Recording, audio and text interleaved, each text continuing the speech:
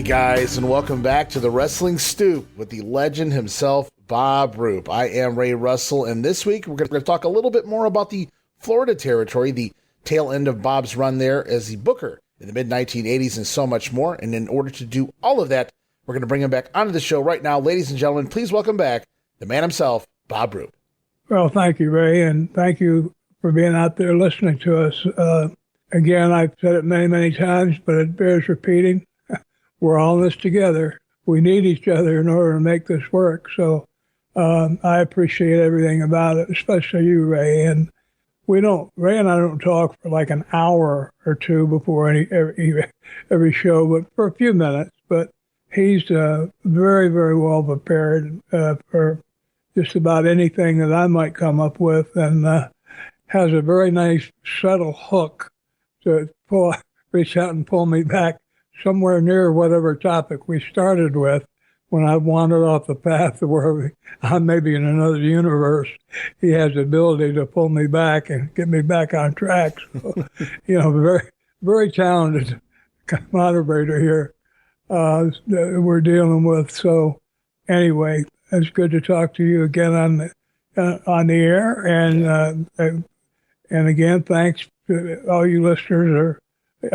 If there's more than one or two that I haven't pissed off, well, I'm glad to know that too. Yeah, I don't think we've done a whole lot to piss anybody off. Maybe we've shattered a few egos along the way, but outside of that, it's always a good time here on the program. And I was reflecting on a couple of things about we're sitting here chuckling. It's been over a year that we've been together, and I was reflecting on it this past few days. Is that and I don't know if this is of interest to anybody out there, but if you have been a steady listener and evolved along with us, because it's week to week, you really can't maybe pick up on it.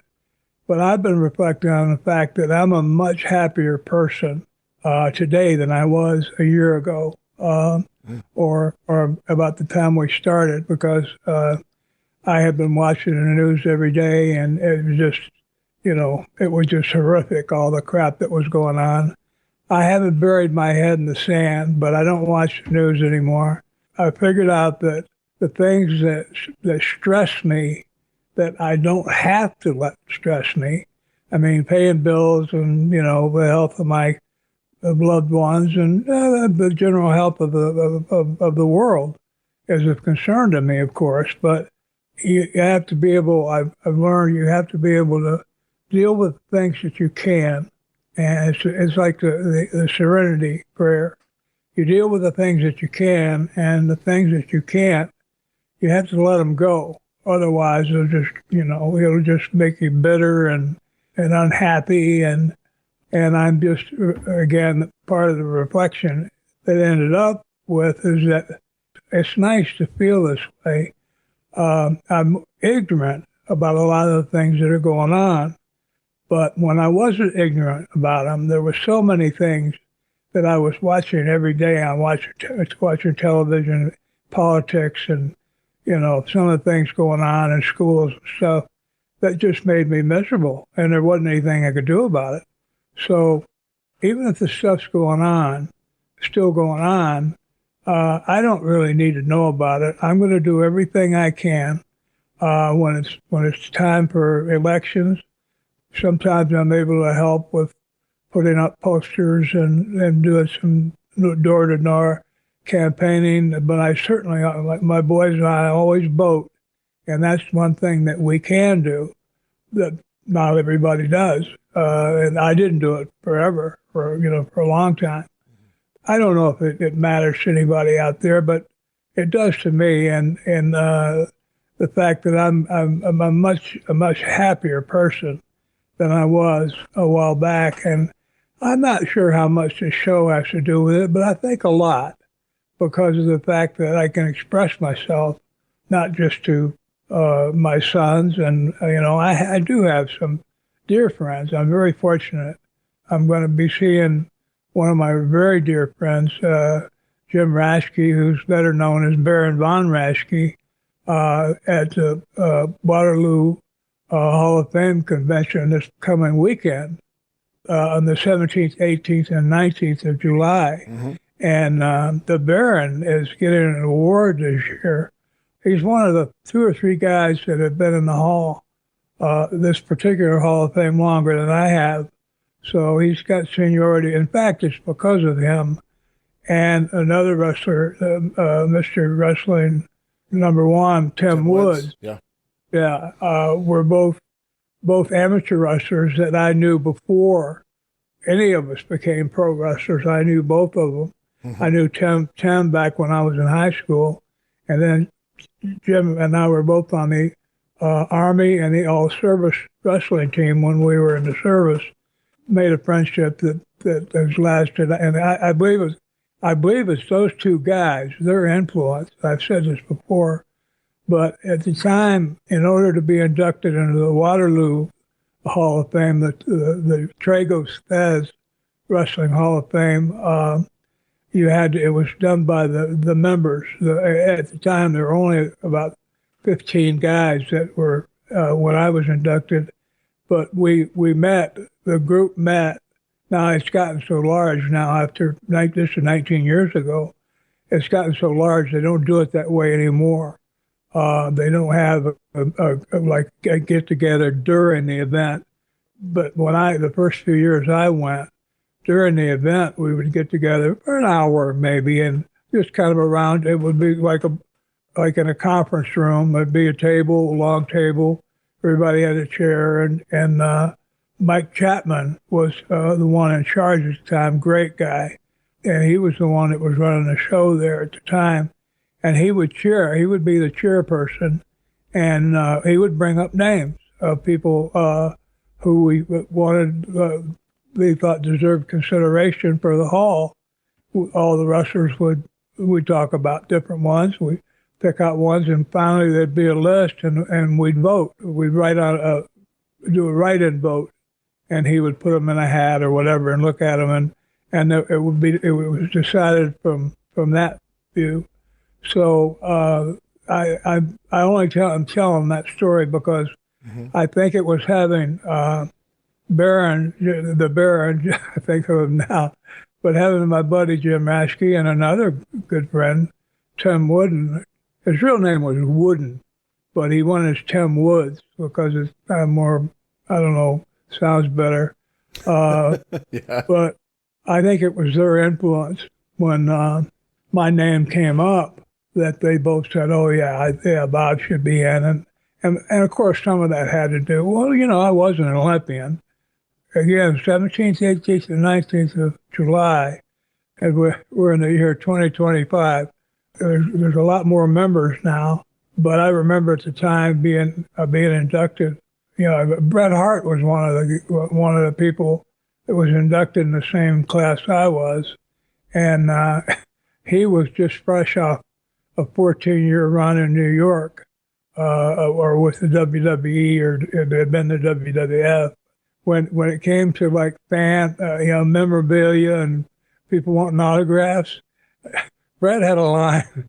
Bret had a line that went completely out the door, down the block. Sure. And I remember Ted DiBiase and I were sitting over in the corner, and every once in a while somebody would wander over and see who we were. What are you guys bodyguards or something for Bret? But I never minded about that. I'd been retired for so long. By that time, it was just an honor to. The idea of being chosen by your peers. But I'm absolutely sure because someone like Mad Dog Vachon, I never had even met him. So, I mean, he was already in the Hall. He had no way of knowing anything about me personally. He could look at the back. Now, he had been an amateur wrestler, and he had wrestled, I think, in the Commonwealth Games. I think he was a Commonwealth Games champion, which was all the British Commonwealths. So he was quite accomplished as an amateur wrestler. So I think that probably my Olympic background had some bearing. It meant something to him because wrestling is still, in my mind, is still the hardest sport there is because you have to use every part of your body all the time. when you're out there actually wrestling. So amateur wrestling I'm talking about, of course. Right. Anyway, it's going to be good to get back and see some of my old friends, Joyce Postion, her husband Woody, the Baron, all the guys that I look forward to see. Jerry Briscoe, we and I go back a long, long way, and so it's going to be a good time. You know what happens after a year? We start telling stories to each other at different times whenever we can, get a moment aside or whatever. Mm-hmm. Now, the one good thing about just those of you who are planning to attend, or if you've never been before, is that the wrestlers are readily available to you just about all the time. On Thursday, not so much Thursday, but Friday and Saturday at the museum, there will be guys in there all day long. Wrestlers, they're not going to stay in there all day. But I usually go back and forth a couple of times. They don't serve lunch in there, for example, so you'd go back to the hotel to eat lunch, but I would drop back in the afternoon. And so if you have a chance, if you have a favorite wrestler that's in the Hall of Fame there, you might think about, if you're not already planning to go, you might think about it even at the last minute, and because you might get a chance to say hi to them, talk to them a little bit. So thanks for letting me make that plug, Ray. Yeah, no, we'll plug the entire thing right now, in fact, because by the time this drops, it will indeed be the beginning of the events Thursday, coming up right. 17th through the 19th. I've already encouraged everybody to go out and grab that all-access pass for $140. You do it that way, you save $35. And if you're there just for the banquet, or you can purchase a pass with no banquet ticket if you're only looking to do one or two things. But the all-access package, $140, gets you everything Thursday, Friday, Saturday, the kickoff party, the pizza and drinks, the Dan Gable Museum, everything going on, the wrestling trivia, meet and greet, some fun times there on Thursday. Then Friday, all the festivities throughout the day begins at 10:30 in the morning, takes you all the way to, the last event begins at 8 p.m., the Hall of Fame induction ceremony. So you're talking over 12 hours of fun there on Friday alone. And then Bob, can you stay up that late? I don't know. And then Saturday, we've got more fun stuff there in the evening as well. So you guys have got a full weekend of fun.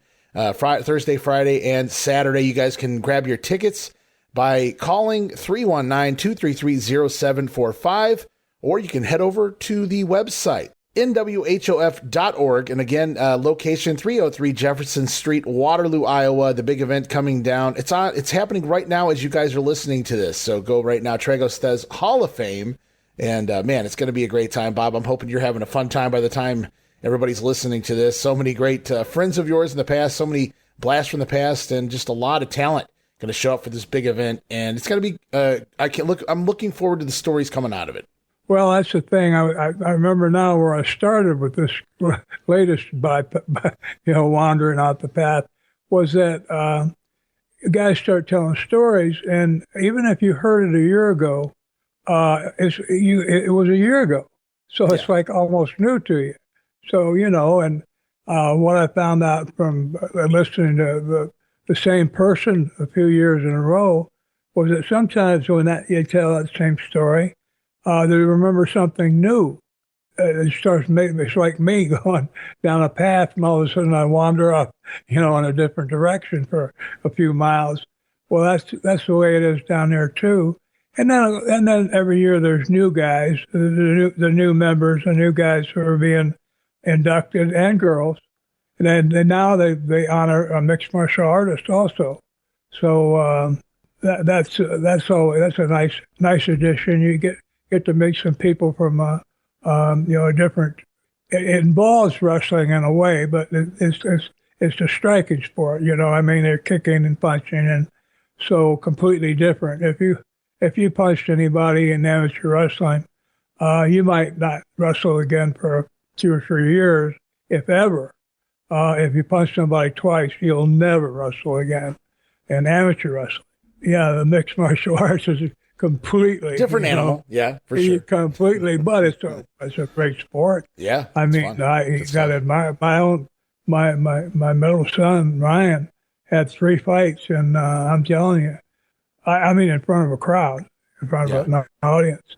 And he was able to describe what it felt like in there. And man, oh man, you talk about intense. A lot of times when you see those guys that were out there and really pounded the crap out of each other and are trying to not hurt someone permanently, but hurt someone bad enough to make them submit, or to quit, that afterwards they're generally almost affectionate. They hug, they shake hands, and because both of them, everybody out there, these guys are shooting, and everybody out there knows how dangerous it is. And I think it's like mutual respect that when it's over, regardless win or lose or how, the guys I never saw anybody that was mad afterwards. Then I've heard stories in wrestling where, I told one myself about breaking a chair after a terrible match in Tampa. I was so upset I didn't want to attack the wrestler because that would have ruined my career. Was that Killer Carl Krupp? Yeah. After one of the most horrible matches I'd ever been in. If he never said anything, it wouldn't have been a problem. But the last comment he made before he stepped into the dressing room was, "Hey, good match, huh?" And I totally loved for Carl, it might have been a good match, Bob. I've seen him work. No offense to him. I hear he was a nice guy, a fun guy, but yeah, I've seen his work. Yeah, that's a good line. That's a good line, yeah. But yeah, so yeah, there wasn't going to be any hugging with him after that match, maybe a bear hug until he couldn't. Well, anyway, I won't go there. But right. Yeah. Anyway, that's if you're listening to this and you're close enough to still get to Waterloo, Iowa, I'll think about it. It'll be well worth your while. Yeah, step down. Most of the festivities happening on Friday, but there's lots going on Thursday and Saturday as well. So if you guys can't even make it here Thursday, at least get there by Friday. It's going to be a great time for sure. And hey, say hello to Bob and everybody else that's going to be there. Tons of talent going to be there. So yeah, stop in there for the big Tragos Thesz Hall of Fame weekend. And Bob, I'm looking forward to any stories you may have for us on the other side of that. But we've got some reader questions or listener questions. If you'd like to get into a few of them here, I asked people to send in questions that pertained hopefully to the Florida territory, and we got a few of those.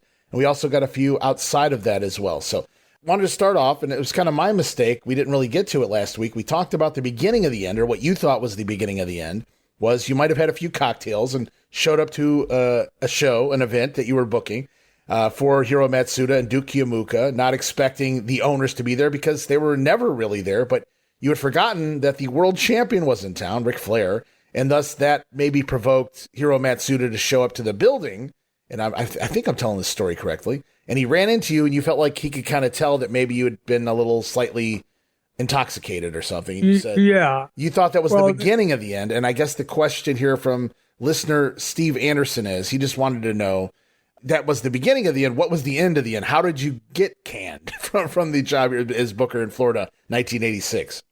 Well, I think a story that I told in the past might make what I'm going to follow with more understandable. When I talked about when Hiro Matsuda wanted to replace John Heath, he asked me to do it. He asked me to get rid of it. I mean, he didn't say it like that, but he asked me to do basically let him know he was terminated. Which again, Hiro's gone, but I really liked and respected Hiro Matsuda. I've met his family, and he was a class act. Mm-hmm. In his tradition, it just was the way he was brought up. For some reason, he didn't want to do it. Maybe it wasn't. In his mind, since I was in charge of the town, which included John, I was giving him his lines every week, what he was going to be talking about, that it was my responsibility. When it came, that same mentality came when it was time for me to go. Hiro didn't want to call me into the office and let me know, hey, whatever he might say. He didn't want to do it that way. I would much rather he had, but I'm not complaining about anything that happened in my past, because if anything has changed, even one little thing, I probably wouldn't be sitting here, really having a fun time, feeling connected to, all our listeners out there, knowing that, what we're doing is digital and will be around forever, as long as, unless the world goes up in flames or whatever. So, that's a nice positive feeling. But Hero didn't want to fire me personally. But what had happened, the typical, it'd been about a year I'd been booking, and we'd had a good run. I talked about the time that they had made enough money that they had enough extra money that pay off the loans on the second mortgages they'd taken out on their homes. I'm sure they weren't, it wasn't like $100,000 or anything like that, but it might have been, I don't know, 25 grand or whatever. And, that's serious money, especially if your company fails, you don't have any income. But anyway, Hero didn't want to do the firing himself, which I would have rather, even if he called me on the phone, which is terrible, really not a very good way to terminate someone. If you're going to do it, you ought to do it face to face, unless it's, say, Sid Vicious or somebody like that. Right, sure. Who, you may have to fear for your life and health or both. And so I could kind of tell there were some things going on. For example, I remember one, I don't remember exactly why, but I had to let Steve Kern and Stan Lane, I had to let them go. What had happened is the business had tapered off, and part of it, and I'm not blaming Danny Miller. Danny Miller was at work for the Championship Wrestling from Florida. His job was to find sites, to find towns for us to work in. Mm-hmm. And one of the reasons that the business fell off, we started having weeks where we had open nights. He had not been able to, and I'm not blaming him. I don't know what was going on, but he had not been able to find a place for us to have a show. Mm. Well, you have a night with, like sort of working like 7 days a week. You only work 5, and those other two nights might have, even if they were small shows, they might have brought in, say, between them $10,000. That's serious money, and when it happens 3 or 4 weeks in a row, all of a sudden you're underwater. Your expenses are more, even though you're not paying, huge salaries to anybody. Nobody had a guarantee. And so even though you're not paying huge salaries, it's costing you money to where it looks like you might have to go back to the bank and, mortgage your house again. I think he started feeling that pressure. I do remember that I don't remember why, I had to cut down the talent and make the show smaller, in the car, so we had less people to pay. And Steve and Stan were great. Steve Kern and Stan Lane. What was their wrestling? The Fabulous Ones. The Fabulous Ones. They really were. They were great, but they'd been there for a while, and I needed to replace some of the talent. So I remember letting them go, and then I showed up to a show that they weren't, as far as I knew, they weren't supposed to be there. I asked Steve, I said, well, so what's going on? He said, I think he knew that I was on my way out, but he didn't want to tell me, because we had been, we had our angle together. We were, I don't want to say friends, because it's hard to have friends in wrestling and stay friends forever, because I've been able to do it with a few people, but like with what I mentioned, Jim Raschke or Baron von Raschke, I knew him before we got into pro wrestling. No, so I get it. It's business at the end of the day. It's a business, and sometimes you have a tag team partner you're with for years and years, and then you get separated, and suddenly you realize that you don't even hardly think about them anymore. So yeah. I just had a sense that something was wrong. I just had that feeling. I remember one of the last times I saw Gordon Soley and Buddy Colt and Mike Graham in Tampa in the hallway doing their little buzz, buzz, buzz. Mm-hmm. They all seemed to know. They also seemed to know that I was on my way out too, because they had little smug grins as I walked by. So Hero apparently had let it be known, but the way I found out, and I think I mentioned this, but it's worth telling again, I think. We had a show in Orlando. When I got there, I rode with Luger, which was unfortunate. If I had driven, it wouldn't have been a problem, but he had driven. So I was stuck there, and as soon as I got there, I don't remember. It wasn't Mike Graham. I don't think he had the nerve to do it, but I think it was Danny Miller. That's who it was. And Danny normally didn't come to the shows. And Danny was the one who let me know that I was terminated as a booker. That was before the show ever started. So once you, believe me, going from being employed to unemployed, it's like in 5 seconds is a little bit of a shock. Yeah. But I went. I didn't want to go in the dressing room. That would have been, to me, in my mind, too humiliating to be sitting around in there. So I went and sat in the audience and watched the show and waited till Luger got done. And then I went and got with him. And when I walked back, I remember this, Mike Graham was waiting.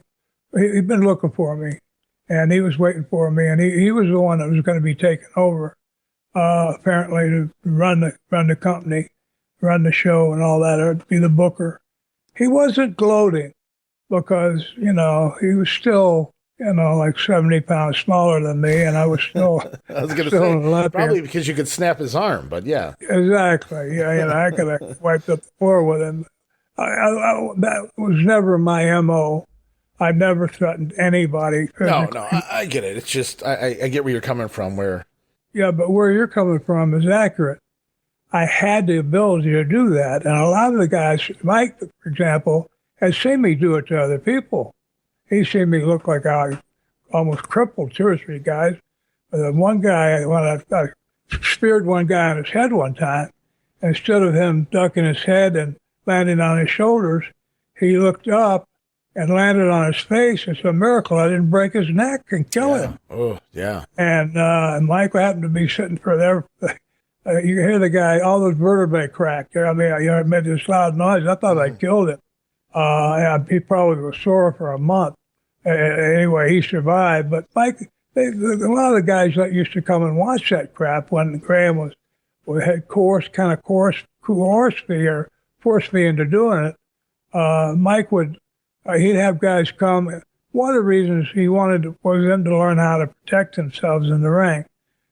Eddie wanted his son Mike to be tough, and the unfortunate part was that toughness is a frame of mind. And I'm not especially tough, except for this. Even if I'm scared to death in a situation and my own life is at risk, if one of my boys or someone I loved was in trouble and needed rescuing, house is on fire, but I can see a way to get inside, then I'm going, whether I'm scared to death or not. And I think that's what toughness means. Is if you're able to overcome your fear and your natural fear. It's natural. As even with an Olympian, when it's if I was in some situation where it looked like a fight was coming on, I got just as nervous and scared as anybody else. Now, I didn't panic. I went into a defensive mood, but I wasn't saying, oh, good.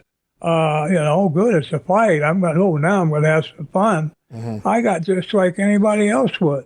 It's like, I have a chance of getting hurt here, or worse, hurting someone else so badly that, I'm standing in court with them when they're in a wheelchair and, all you did was maybe knock them down and knock them out. But now they show up in court, they're in a wheelchair, they got a neck brace on, a back brace, both legs in a cast, and, they look like, you took a baseball. Took it a little too far at that point, yeah, I'd say.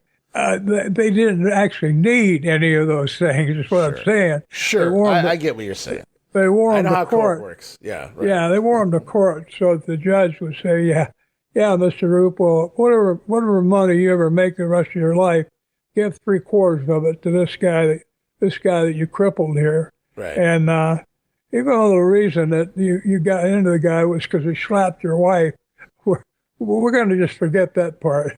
We're going to go with the fact that he's the one sitting there in the wheelchair. Anyway, I never wanted that to happen, but Mike wasn't tough. Right. But he was secure enough that when he wanted to have the last whatever gloat or whatever, so he was waiting. And when he knew I had to come through the dressing room area to meet Luger, and he was waiting, and he didn't say, he was just. And I said, well, congratulations. Looks like you're running things. I said, good luck, and just kept moving. And I think they lasted. You would know.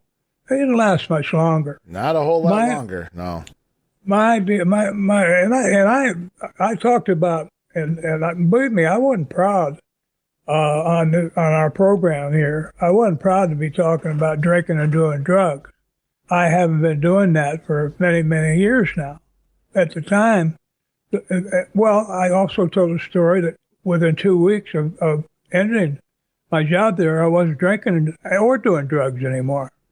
I didn't need to. I didn't have the stress. And it was the stress that I was trying to deal with. With chemicals. And that's what everybody does. I mean, not a lot of, let's put it this way, a lot of people do that. The three cocktail lunch and that kind of thing. And Valium was so rampant at one time because, it was a way to relieve tension and stress. And one of the big things right now is one of a big special need, like I don't want to say handicap, but a disability, is like social anxiety, which is not, it's not something you can actually see in a person like an injury, but they're scared to death to be out among. They're very terrified to be out among people. Well, I'll tell you what.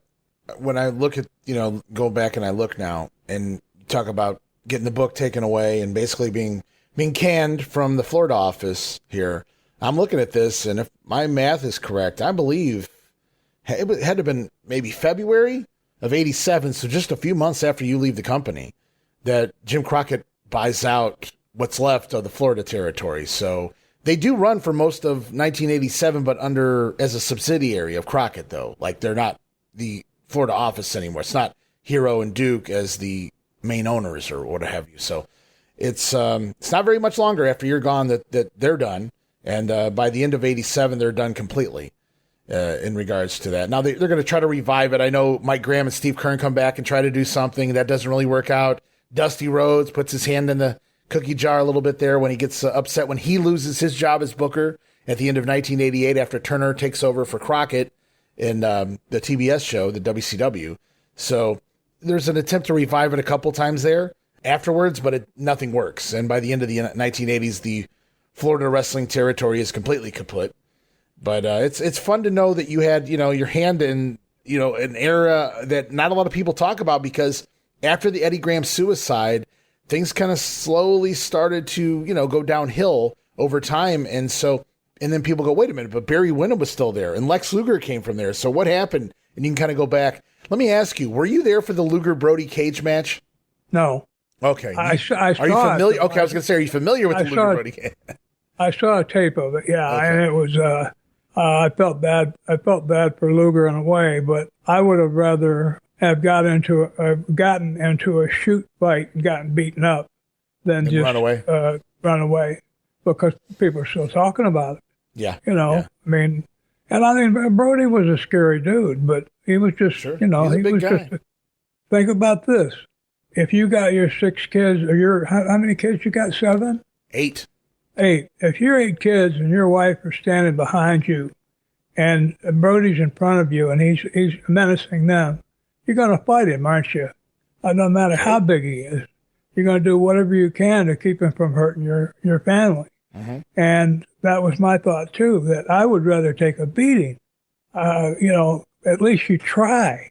You try to do what you can. My feeling always, even at this age, I'm not looking for fights, but if someone was trying to find one with me, I have just a real simple line. I kind of picked it up from Ole Anderson, was that, look, I don't have a lot left in me, but I'm telling you this, I got enough left in me that no matter what you do to me, you're going to get hurt. And I mean, you're going to get hurt bad. You're going to lose something. You're going to lose an eye. You're going to lose a testicle. You're going to lose something. So go ahead. If you insist on fighting me, then go ahead. But I'm going to do my best to hurt you enough to stop you. And I've never had to do that.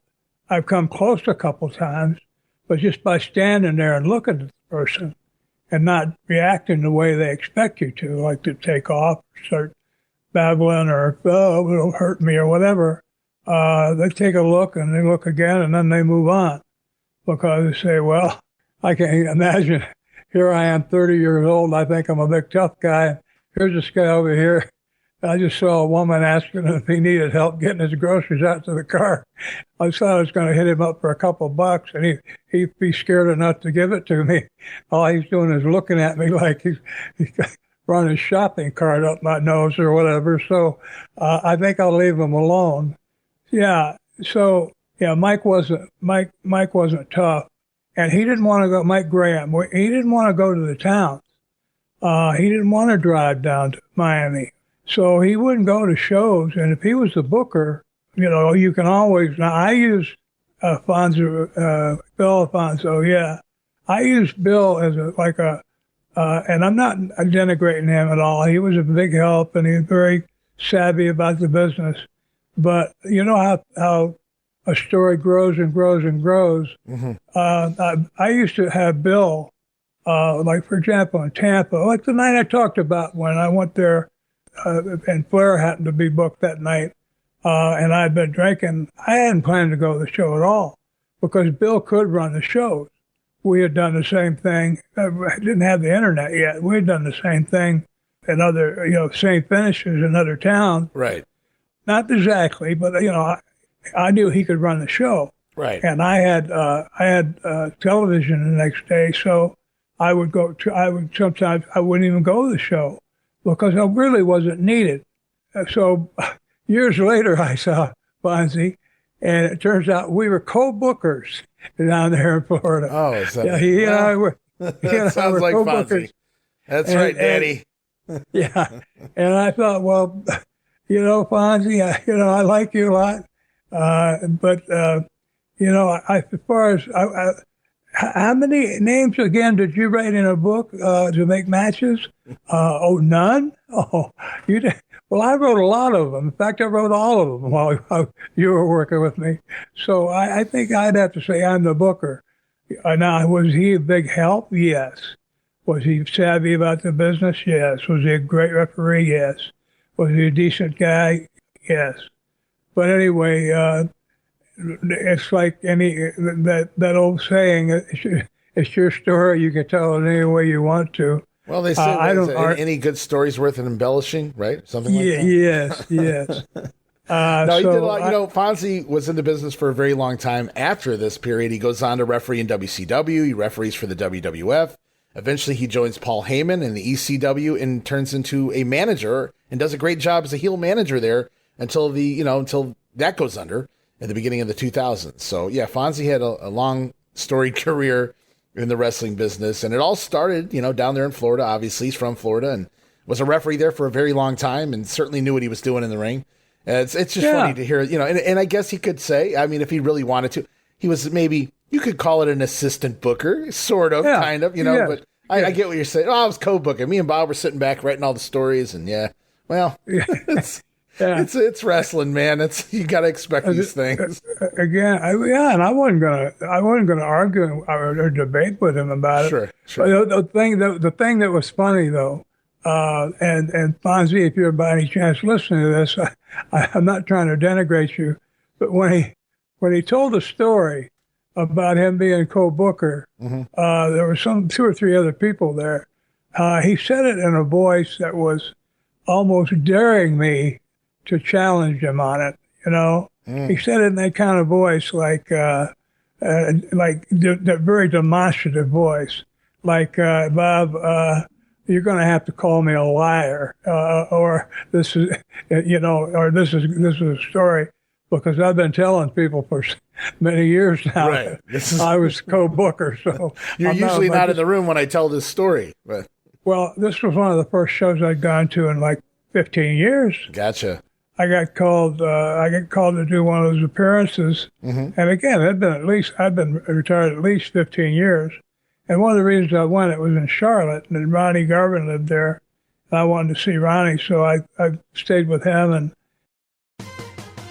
relive the glory days of Memphis wrestling with the Retro Wrestling Review USWA podcast. Each week, we go back in time to review USWA Championship Wrestling from the 1990s, episode by episode. Join us for watch-alongs, behind-the-scenes stories, and exclusive interviews with people who were there and lived it. Whether you grew up watching it or you're discovering it for the first time, this podcast is your ringside seat to Memphis wrestling history. It's all a part of the WrestleCopia Podcast Network. Listen now at uswapodcast.com. Hey guys, Ray Russell here, curator of the WrestleCopia Podcast Network, inviting you guys to listen to many of the programs here as part of the WrestleCopia brand, including, but not limited to, the Wrestling Memory Grenade, currently covering the 1988 and the WWF project. You can also listen to the Regional Wrestling Podcast, where we talk the territories. You can also listen to the Wrestling Stoop with the legend himself, Bob Roop. But that's not all. You can also check out the Pro Wrestling Academy with the professor of Puroresu, Mr. Dan Ginnity. Dan and I go back in time and cover the history of Japanese professional wrestling in the English language. And you can listen to all of those shows and more, all part of the WrestleCopia Podcast Network, located over at WrestleCopia.com. That's WrestleCopia.com, and anywhere your podcast streaming needs are met. And while you're at it, why not subscribe to our social media guys for all the latest goings on here at the WrestleCopia Podcast Network. Plus, I'm constantly adding old school video clips and pictures from throughout wrestling history. You can follow us over on X, formerly Twitter, at Wrestling Grenade. That's at RASSLIN Grenade. Also, follow and like me, Facebook.com/Wrestling Grenade. And why not subscribe to YouTube.com/Wrestling Grenade. And of course, now would be a fantastic time to become a WrestleCopia patron over at patreon.com/WrestleCopia. That address again, patreon.com/WrestleCopia, where you get so many gifts, including all of my insanely detailed show notes for every episode of The Grenade Show, Regional Wrestling, and the Monday Warfare podcast. You'll also get early access to a lot of the podcasts here on the WrestleCopia brand, where you can listen days and sometimes as much as a week earlier than the rest of the listeners. But that's still not all, guys. You also get at least a dozen digital downloads for your viewing and reading pleasure each and every month, plus random bonus video drops, and of course, the Patreon-exclusive Watch-Along series covering many past WWF and WCW events. And if that's not all, videocasts, also now a part of Patreon. No subscription, cancel anytime. Give it a try for a month, guys. I think you'll like the content that I offer, and every penny of it goes right back here into paying the bills. So if you're looking to support that next up-and-coming podcast brand, please consider making it WrestleCopia. Help me pay some of the bills to keep the WrestleCopia Podcast Network and all of the great shows here up and running for the months and the years to come. This is Wrestling Nostalgia, the podcast that dives into wrestling history. Hey, wrestling fans, I'm Dave Dynasty, and if you enjoy podcasts that are knowledgeable and history-driven, then Wrestling Nostalgia is for you. With great guests and fun interviews, there are over 200 episodes in our archives. We chat with several first-time guests and often cover topics not discussed on other podcasts. Look up Wrestling Nostalgia on your favorite podcast platform and visit all of our links at linktree/WrestlePod. That is linktr.ee/RASSLEPOD.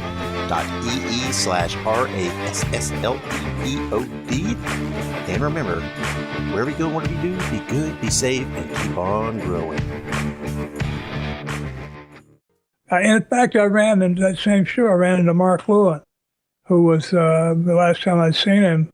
I fired him, and he was very friendly. He shook my hand, and acted like there'd never been. Some guys are able to let shit go, and some guys aren't. It's being able to let stuff go makes you feel a whole lot better in life. I'm telling you, man. Yeah, now think about Mark had been my first booker in Australia, and the first 2 times I was there, in fact, every time I think. So I had a lot of respect for him. I mean, the booker is the boss, and I had a lot of respect for him, and so later on when he was doing the stuff with Kevin, the one I talked about where he and Kevin Sullivan and Jackson went out in the ring and did the Three Stooges stuff. Right. For a guy of Mark Lewin's stature, think about everything he'd done, and him being a booker and knowing about the welfare of how important it is, allow people to suspend their disbelief enough to enjoy the show and have a good show and feel like they got their money's worth. By him and Kevin going out there and just making a farce out of things was about as unprofessional as it's possible to get, short of, Kevin did pull his pants down, but short of pulling your pants down, pulling out your joint and wagging it around at people. Playing the helicopter, man. Yeah, and so maybe Mark had thought back on that and reflected and realized how unprofessional and how wrong it was, and that they were trying to get fired. So maybe he was successful. Maybe they worked me by doing it that way. I do remember though, after they didn't get fired from TV, from Kevin didn't get fired pulling his pants down, and after they didn't get fired in Jacksonville the next night with that Three Stooges stuff, we're in Daytona Beach, and they hadn't been fired yet. I don't know what they were thinking, but both of them went out there and had very good matches that night. They didn't go out there and stink up the show. Mm-hmm. That's the one I told you about, that line I had with Kevin. Bless you, Kevin. Rest in peace. But I said, well, he went out there and had a match with Kendall Windham. If you didn't know his background at all, you never would have thought he was doing some kind of satanic thing, because he was hitting the ropes and doing all kinds of high spots and backdrops and arm drags and all kinds of stuff, just like a normal wrestling heel. Right. So I had to hit him with that line about Kevin. I forgot you knew how to work. And maybe he got to the point too where he realized that once he was in charge and had people do things like he had done with there in Florida, maybe he realized how inappropriate that was, to just let your ego make you just forget about everything else, forget about the welfare of the territory, forget about the welfare of the other wrestlers. When you go out there and you take a big steaming dump on their business and right in the middle of the ring. Kevin never did really warm up. Mark though was much different, maybe more mature. He was different. He was older. He was older than Kevin. In fact, sure. Mark's still around. I think he's 88. Good health to you, Mark. I hope you're doing good. Anyway, I knew with the undercurrents that were going around, I knew that something was up. And so when I got to the Orlando show, Danny Miller didn't even let me go in the dressing room. He was waiting at the entrance to the dressing room, and Danny and I were friends. We liked each other, respected each other, and we'd known each other a long time, and never a cross word between us. And so, he had the mournful face of, like sad face of having to deliver some bad news, and he just told me, and I said, well, gee, Danny, I wonder why you're here. He said, yeah, Bobby. He said he knew I knew. And he said, yeah. He said, you're through. I said, as of now or after the show? He said, as of now. Wow. I said, damn it. I said, I can't even, what am I going to do? hide out in the parking lot for the whole show. Yeah, what did Lex say to you? I mean, I'm sure Lex found out when he got there, when he got into the dressing room, and of course you rode there with him, so you were awkwardly sitting around. It's like being fired from your job, but yet you still have to sit there for a couple hours or whatever while you wait to leave the venue. I went out and sat in the audience, diametrically opposed, 180 degrees on a straight line from the dressing room, as far away from the dressing room as I could get, and still be in the building. And I sat in the last row of the bleachers, as a heel, I always watch my back. I still do it. I don't like sitting with my back exposed. Most of the times I've been attacked, like by Slater and that, or from behind. So anyway, no, he didn't say anything, and I didn't say anything. If you want to know the truth, I was relieved because the pressure was off now. I didn't have to do anything tomorrow. I don't have a job. I can sleep in. I can stay home. I miss my wife. We've gotten a habit of thinking about it now. People ask me now, do you and the boys go out and eat much? I said, no, very seldom. So we might, if it's Thanksgiving or Christmas, we might do something. One of my sisters, one of their aunts, sent gift certificates to Boston Market, I believe, and my boys loved meatloaf, and so I would take the gift certificate, we'd go out, I'd get a big thing and bring it home, and we'd eat, we'd stand in the kitchen. There's got the counters in the kitchen. We stand in the kitchen, load up our plates, and lean against the counters and talk for an hour, and eat, and that would be our ceremony. The reason I'm saying that is because when I was booking, the only way I could see Molly was at lunch. I would meet her at a place. There was early wings, chicken wings joint that was like halfway between where we lived and the office. And I met her there every day or every work day for 4 or 5 months. And I remember the bill was always about 20-some bucks, which was today would be $80. 80, yeah. But that was the only way I could, because I usually got home too late at night. She would be asleep, and I didn't want to bother her. So, and then I'd be gone, or I had to leave early in the day, and she'd be up. But I mean, we just didn't have much time together. So, and I had to work weekends too. Sometimes go to Puerto Rico, the Bahamas, be gone all weekend. So, and I loved her, and she loved me. And so I would meet her for lunch, and we did that for months. And I didn't think a thing about it because I was making $1,500 a week. Yeah, so going out, I mean, that can be nice, but those scenes where people in a bar and everybody's having fun, that's not real. That's not real, unless it's New Year's Eve and it just turned to stroke of midnight. Then you might have everybody all gay and happy and kissing and all that. But most bars I've been into, alcohol is a depressant. It's not an enhancer. Most of the bars I've been have not been real happy, joyous places. But anyway, where did we start with? We were talking about you getting canned, man. And then, I don't know, we made a wrong turn at Albuquerque somewhere, I think Bugs Bunny used to say. Sorry about that. No, you're good. No, you're good. I was just curious, that's because, you had to stay there and you had to ride back with Lex. I was just curious if Lex said, hey, man, thanks for the information along the way or anything like that. But okay. No. So it was just pretty much the end. Yeah. In fact, I do remember when I went up to see Hero, we're still talking about my being let go. When I went up to see Hero, I shook his hand. And I said, thank you for giving me the opportunity. And most of the time when he saw me, I was stone sober. I mean, I wasn't messed up. Sure.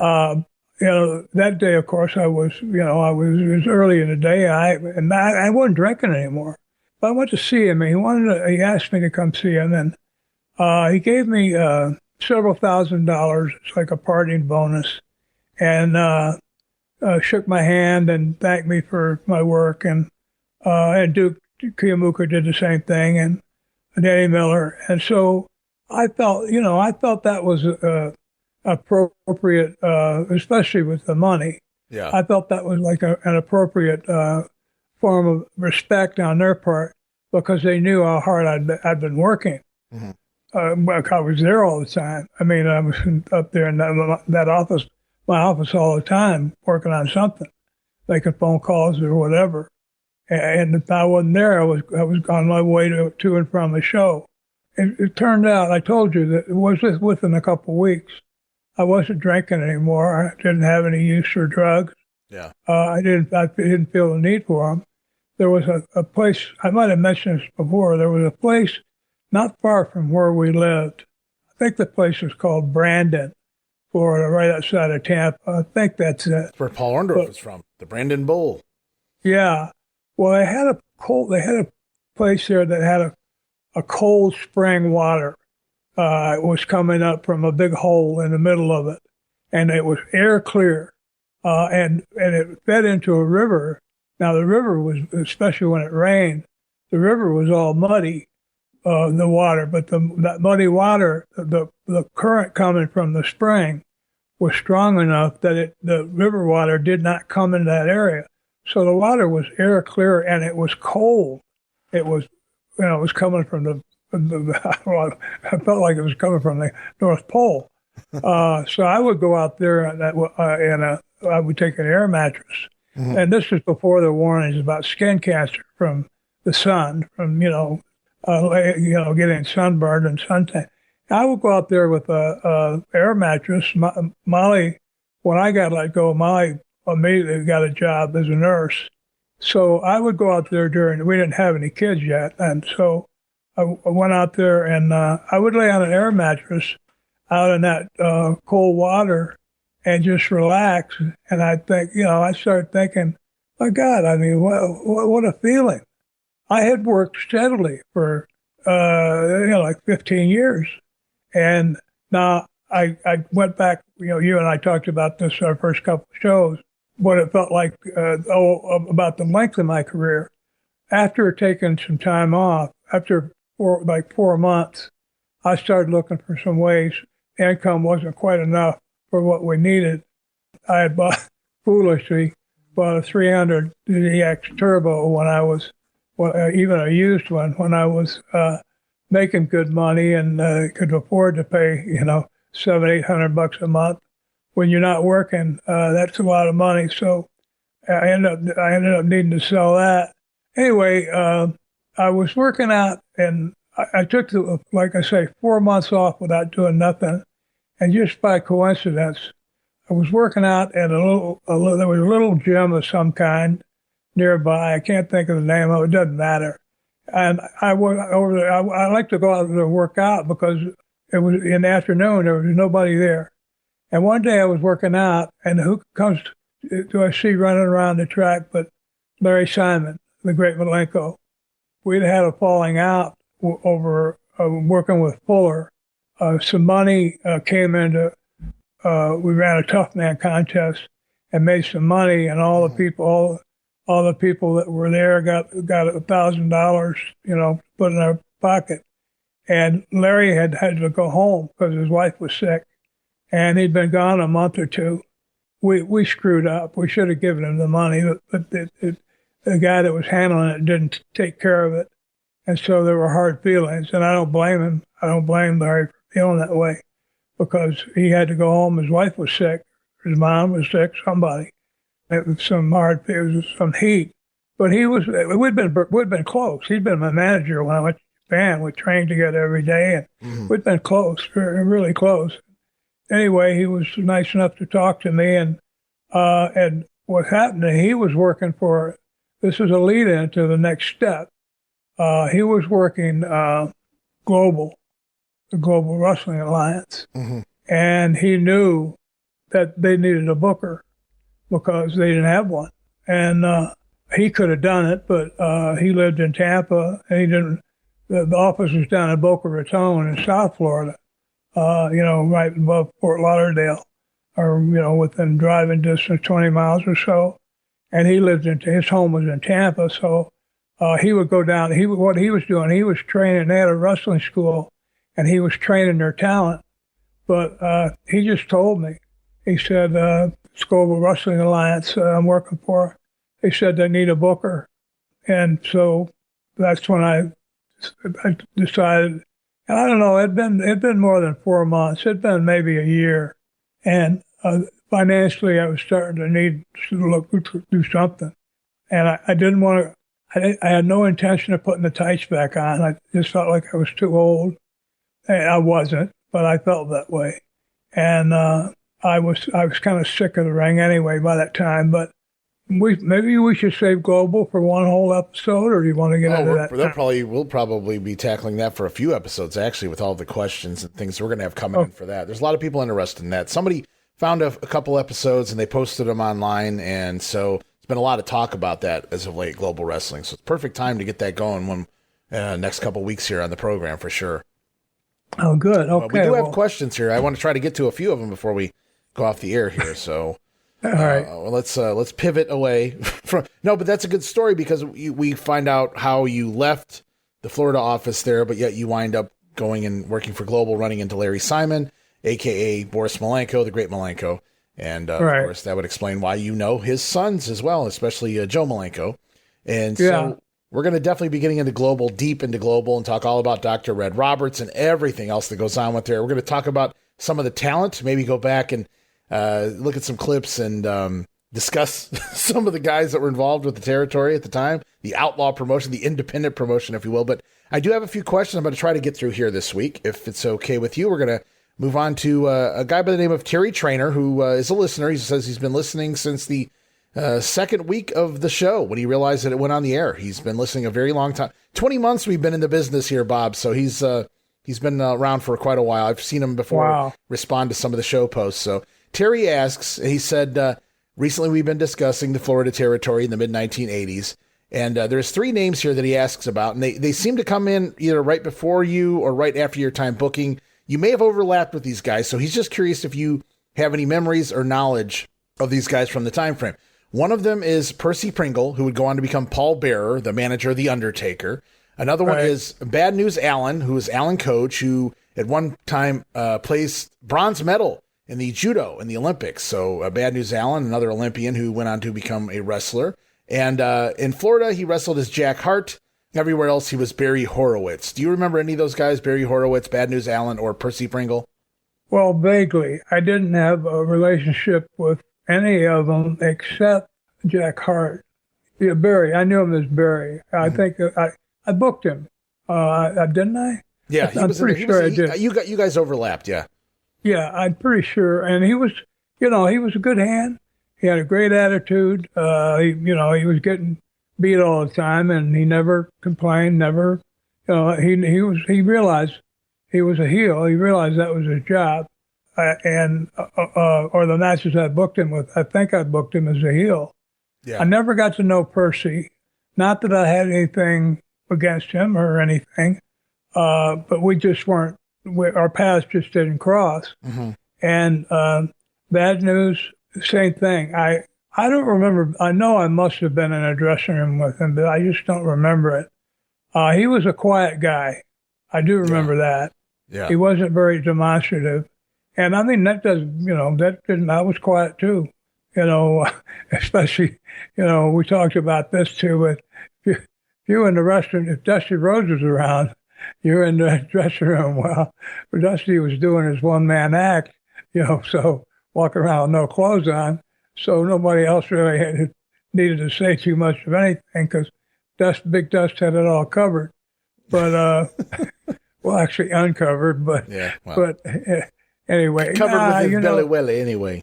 Yeah, well, look, I'm talking about one of the great names that people will remember. You talk about Gorgeous George and Buddy Rogers and, Bruno Sammartino, and Dusty Rhodes' name goes in that area too, because he was bigger than life. He did make a great name for himself, and William. I mean, the guy had it. He had charisma, and he was able to show it. He was very, very talented, and so I have nothing but admiration for him.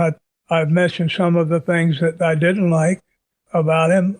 But it wasn't personal. I mean, no, I think, when you listen to a lot of people talk about Dusty, anybody that knew him on a personal level that actually hung out with Dusty, they loved him, they got along with him, great personality. The only things negative you ever actually hear is usually goes back to business, usually goes back to booking. They didn't like the way they were treated. I know the Rock and Roll Express, Ricky Morton, Robert Gibson weren't big fans of Dusty, and several other guys as well. But you can't take away what he accomplished, and nobody does that. I mean, if you did, you'd be a fool to try to con somebody to believing that Dusty wasn't as big as he was. And so I totally get where you're coming from there in regards to Dusty Rhodes. Now, that question that you were just asked in regards to those three guys, I was curious myself about Bad News Allen because he had been an Olympian as well, placing bronze in the judo. So it's, he's got that background, to be an Olympian. You got to be very well determined, like you were back when you were in the Olympics to make it far. So, and Bad News played an amazing character on air because you would have thought he was the scariest, meanest guy to ever walk the streets of quote unquote Harlem. But at the same time, later on you see his daughter, she's on Facebook now and she shares pictures of her growing up at the same exact time. And I'm so glad that there was no internet back then. So talking about breaking the internet. He's sitting there holding his baby and, a Big Bird stuffed Big Bird doll, and he's cuddling her. And here he is on TV. He's this evil bad guy, talking about us beer-bellied sharecroppers and spineless cockroaches and things of that nature. So it's always fun to see the guys play their part and then see what they were like outside of the ring years later. You know what he might have been doing in the dressing rooms? The few times I was in a dressing room with him, he might have been working his gimmick, even in the and some guys did that. Well, Dusty did. My understanding was Bad News was a quiet guy. He was more of a business guy, and he liked to read books and things of that nature. So that may have just been his personality. Right. Oh, he wasn't menacing or anything. It wasn't like get away from me or he just he would if you see a guy who has separated himself, for example, and sitting over in a corner, which I did a lot, or sitting in one end of a wrestling room where you can only approach from one direction and is reading a book, and if he's got his back to you and his legs crossed, that guy's giving you a lot of hints. He really doesn't want to be bothered. He really not ready. He doesn't really want to have a big conversation, And Alan was like that in the dressing room. He wasn't a hail fellow, all that, and hey, how you doing, and all that. He was quiet. And because of his background and his size and his look, he was mean. When he didn't smile, he looked mean. He looked, he was threatening looking. Sure. And that was a great gimmick. I mean, I had no reason to be afraid of him, but if I thinking about it, if I had to say him, who else you mentioned, him or Percy Pringle or Oliver Humperdinck, I would take Percy and Oliver together before I would take Alan. That's what I have. Absolutely. Yeah. Totally on board with that one. Well, we've got another question. This one's we're going to fast forward, Bob, and I don't know, it's been a long time, and you weren't into the wrestling scene, and you really didn't scroll through the internet. You don't realize how big of a piece of history this really became because of, we're going to go ahead to when Ole Anderson was booking WCW in 1990. And he brings you in as an agent there. You're working underneath Ole once again.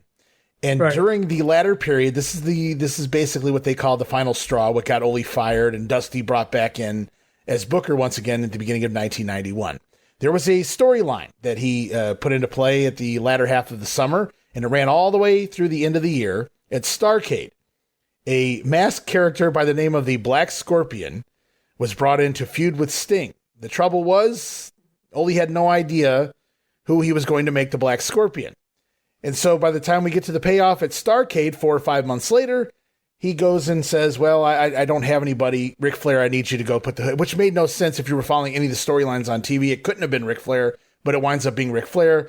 And so Sting goes over, defeats this Black Scorpion character. And in between, there were skits on the major shows, the Clash of the Champions, the pay-per-views, where this Black Scorpion character would come out and perform magic tricks. So they literally hired a magician to come out there. At one point, they even turn a man into a leopard, I do believe, at one of the Clash shows. And so you were there during this period, but if you just lived it once and didn't really pay attention to it, I could see why it could easily be forgotten. However, at the same time, people on the internet have spent the last 30 years discussing this and mocking it and having fun with it and calling it into question and saying it's one of the worst angles and storylines of all time and whatnot. So there's a lot more to it. But Curtis Mackey wrote in and just asked, since you were there at the time period, do you have any recollection whatsoever of the storyline of the Black Scorpion? No. Oh man, that's gonna. A lot of people are gonna be very saddened to hear that, because I would love to hear your take on that one. Well, I'm sorry. I really apologize out there, but during that time as an agent, my home was in Fort Lauderdale. Actually, Davie is a little township in Fort Lauderdale, within the city of Fort Lauderdale. I had a wife and a young son there. So when I was off, I didn't fly back to Atlanta. I flew back to Fort Lauderdale to be with my family, and I didn't watch the TV. So very seldom, we fly back. Say we're in Ohio for a week. When the guys would fly back to Atlanta, unless Ole needed me for TV for some reason, I would get off a plane in Atlanta and get on another one for Miami or for Fort Lauderdale and go home for a couple of days, because that was part of my deal. Part of my deal was that I would have 3 days off out of every 14. And then within 2 months, I worked 26 straight days without being able to go home. And when I got home, my wife met me at the door, and she had Ryan, my middle son, and I'd raised him from, I'd been a Mr. Mom for him until he was about 6 months old. And now it's about, maybe he's a year and some old now. And she had him in her arms. And when I reached out for him, she was looking at me like the Grim Reaper had arrived at the door. She was so pissed off at me being gone for so long, and her having to raise a baby by herself. She had postpartum problems with depression. So, this was a hard time for her. To this day, I feel horrible about it.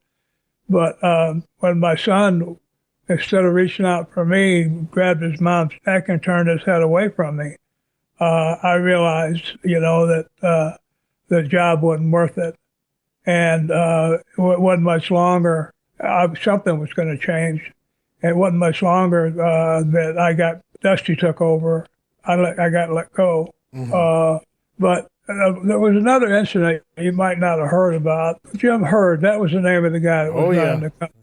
Right? Yeah, that was definitely the name of the guy.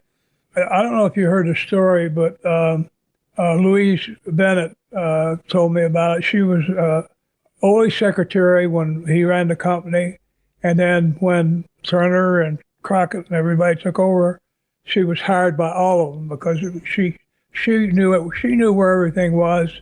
She knew how to do everything. She could do it all. She could do travel arrangements. She could do all that without screwing it up.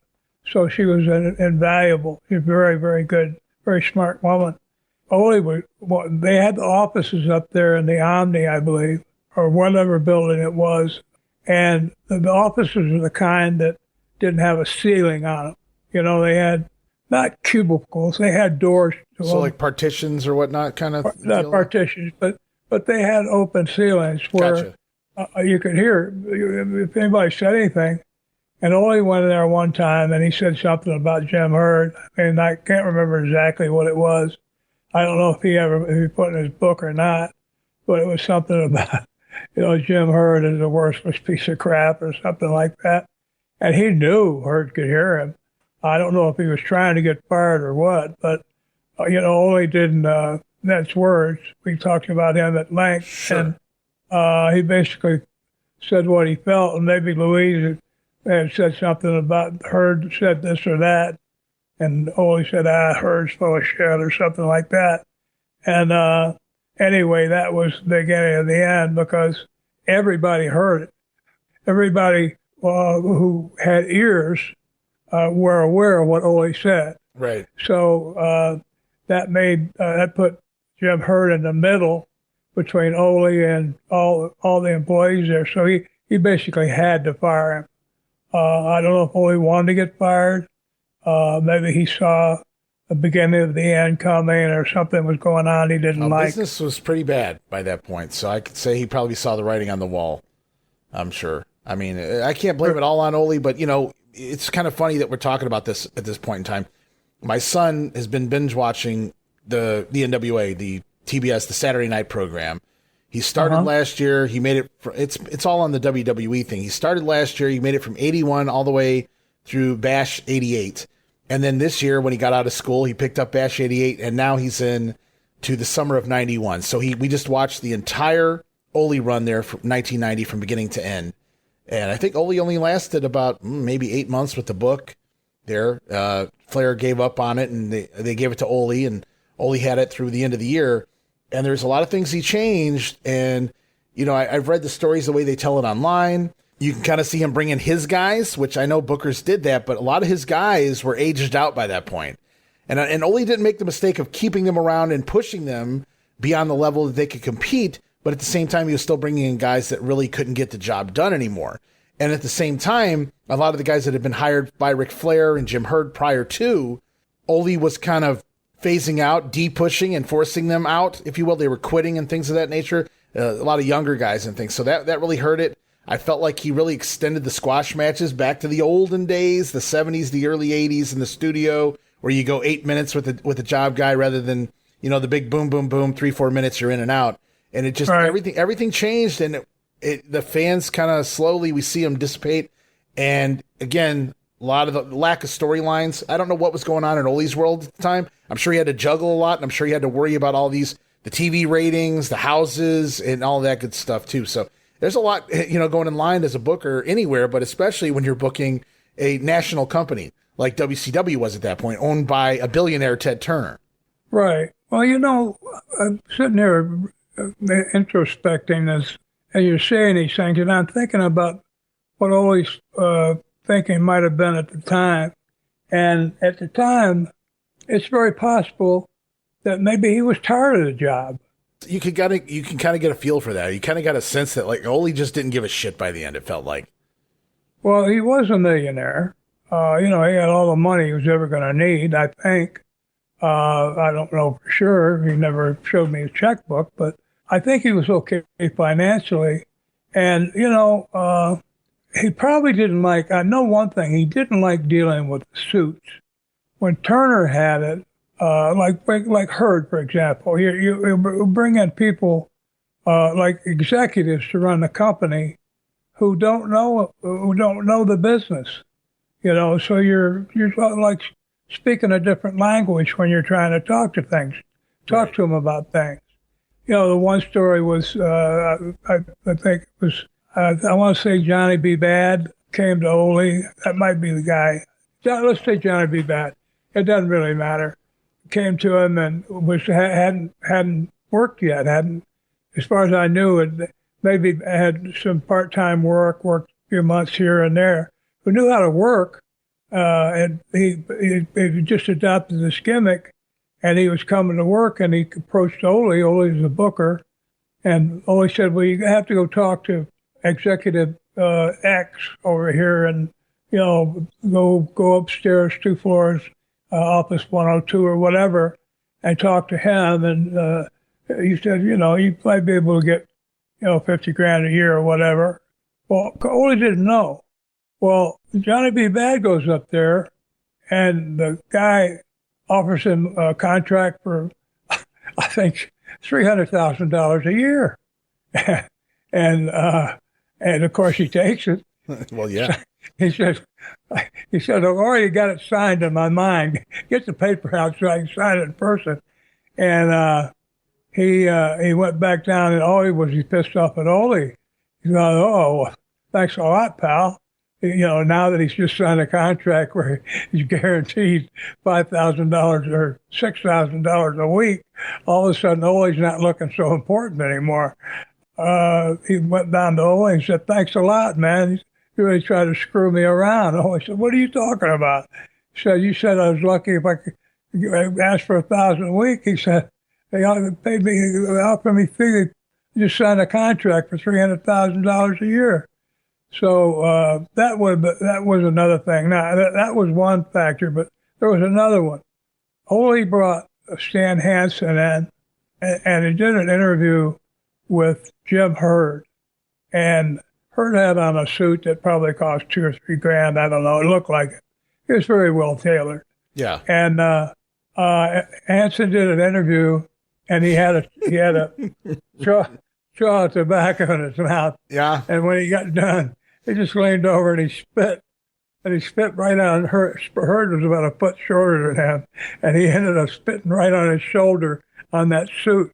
A big stain, I mean, the size of a $50 piece, running down the front of his suit. And of tobacco drippings. Oh, my God. That was one good thing about Ole's little era there as booker in WCW. We got some Stan Hansen in our life, which we would have never gotten with anybody else probably booking at that point in time in the States. Oh, right. Stan was making all that money in Japan, and that interview you're talking about is Jim Herd suspending Stan so that Stan can go do a New Japan tour at the time, or an All Japan tour at the time. Was it? Yeah. So Stan was getting suspended for 30 days for whatever he had done, and so he had it out with Jim Herd. But that's good times. It's funny you brought that up. Oh man, I love that story. I love Stan. I don't know if I could like Stan even more than I already did, but now I do. Just I do too. I do. Just a big dollop of spit right on the top of the suit. Well, I thought, you talk about how more contempt could you show unless you pulled your zipper down and whizzed on the guy. There you go. That's more of a Bill Watts thing, I feel like. Yeah. I don't know what more you can do is spit on him. So Ole, you might say, kind of paved the way for his own exit. Yeah, I could see that. When I got let go, I was actually happy about it. I had to wear a suit. I had to drive by myself as an agent. I was driving Lincolns and Cadillacs, and that was all great. But again, I had a small son and an unhappy wife at home, right. And I was making more money. I was making $75, which was the base pay for agents, but all my expenses were covered too. $75,000. Do you remember anybody else that was an agent during that time period you were there working for Ole? Do you remember any of the other guys? Yeah, Kevin Sullivan was one. Okay. You talk about an awkward time. Sure. My first week or two, when I had to go up to where the main office was, and coming down the hall is Gordon Soley. For the last time I'd seen him, Red and I had fired him from Global. Then with him is Kevin Sullivan. And the last time I'd seen him, I'd had to fire him from Championship Wrestling in Florida. Right. So, now we're all working. Kevin was an agent. Gordon was their mouthpiece. We all got to work together. And Gordon tried to break the ice I didn't stick my hand out. I nodded, and Gordon said, "Well, how's your wife?" All that. And I just really had to, I was appropriate, socially appropriate, but I wasn't going to pretend that, I had a great deal of affection for either one of them. But, we worked together. And Kevin, we've talked about him in the past on this program, and, he went on to have he's done very well up to that point already, from his humble beginnings.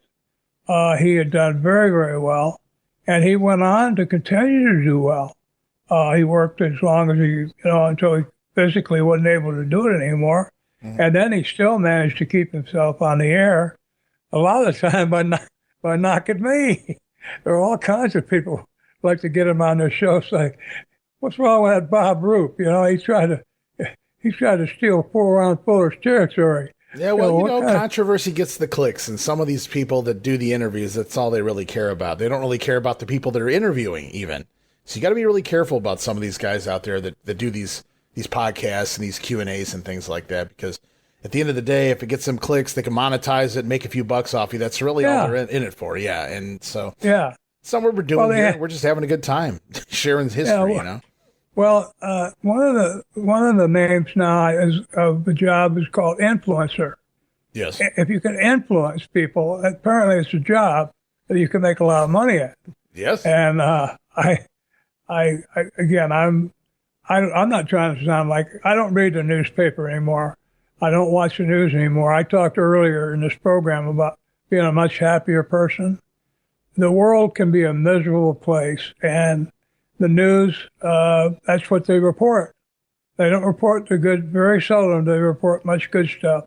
They might have the fireman rescuing a cat out of a tree once every 6 years or so, but the rest of the time it's usually, something horrible happening. Some people say, well, you can't bury your head in the sand.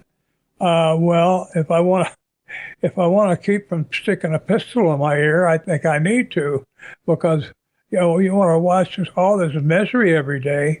Some of the crap that's going on in our social life, in our political life, and the way our country is going in some directions. It's just misery. It's miserable to dwell on if you cannot do anything about it. Now, the things I can do, things I can influence, I do. I do try to do that. They can be as simple as trying to be cordial, to be friendly, to be polite, to be socially appropriate, be kind if you can. It's much easier to smile than it is to frown. There's people who say, people who are being nice are being selfish. But what are you talking about? Well, they're being nice because it makes them feel good to be nice. So really, they're being selfish. I want to say, well, how would a slap in the puss feel? Would that feel friendly, or would that feel selfish? I'm thinking about doing it. I want you to tell me what my motive is going to be. But yeah.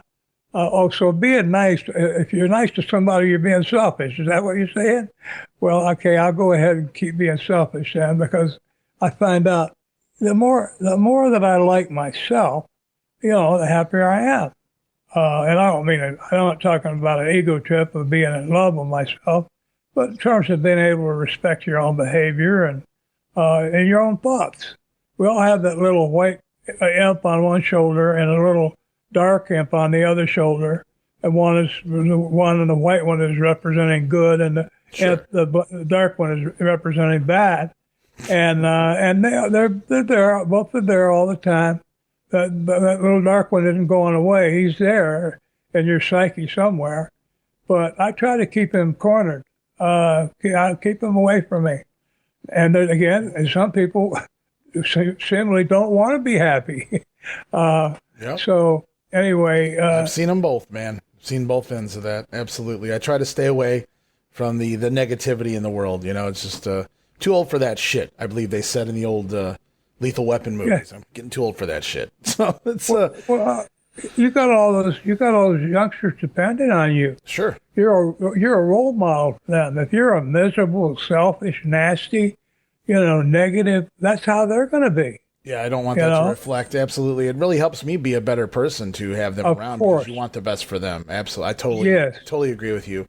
Well, Bob, we are wrapping this one up, unfortunately, guys, but we do have 2 or 3 questions that are timely, so we will get them in at the top of the next show just to make sure we do that. Now, we have other questions as well. We'll save those for the next time we do an actual Q&A episode. But on the next episode, hopefully you'll have us at least a few tales or your experience there at the Tragos Thesz Hall of Fame. Another reminder, guys, to stop over there. Hey, going on right now, 17th through the 19th, all the great stuff in between. Another Hall of Fame ceremony taking place, 8 o'clock p.m., I do believe. So we've got, so many things going on. I can't read all of this. My goodness. So just head on over to nwhof.org, and don't forget to grab that all-access pass. Bob Roop, one of the many, many stars to be attending this event. Again, we'll look over just some of the names real quick for everybody out there. Sergeant Slaughter's going to be there. Axe and Smash of Demolition, Bill Eadie and Barry Darso. Eric Bischoff, David Crockett, Thunderbolt Patterson, Greg Gagne, your buddy Baron von Raschke will be there. Of course, Bob Roop's going to be there. And so many more as I scroll through here. Jerry Briscoe, Ron Simmons. Damn! You got JBL. The list goes on and on, guys. Definitely want to be a part there in Waterloo. And Bob, hopefully, as this is playing, you're having a great time there. Yes, of course. And anybody out there, if you are a listener of our program, please come up and let me know. And a hug is available, but I promise you, I won't force you to be hugged by me. If you really say, look, Bob, not sure I even want to shake your hand, but, listen, I do enjoy listening to the show because, that way I can get pissed off every day or so. But anyway, seriously, if any listeners out there, if you are at Waterloo, please come up and say hi. I'd like to shake your hand and thank you in person. So, and thank you, Ray, for another way of keeping I think sometimes I'm like the rabbit in Alice in Wonderland, running around, who knows where he's going to go next. But you're always there to, either get the hook or get the net and bring me back. And I really appreciate that. I'm sure our listeners do too. So thank you very much, my friend. Absolutely, guys. When we return, we'll be on the other side of the big Hall of Fame this weekend. And Bob, hopefully, like I said, we'll have some stories to share. And in the meantime, in between time, everybody out there, have a great summer. We'll talk to you soon on the next edition of the Wrestling Stoop with the legend himself right here, Bob Roop. Very well.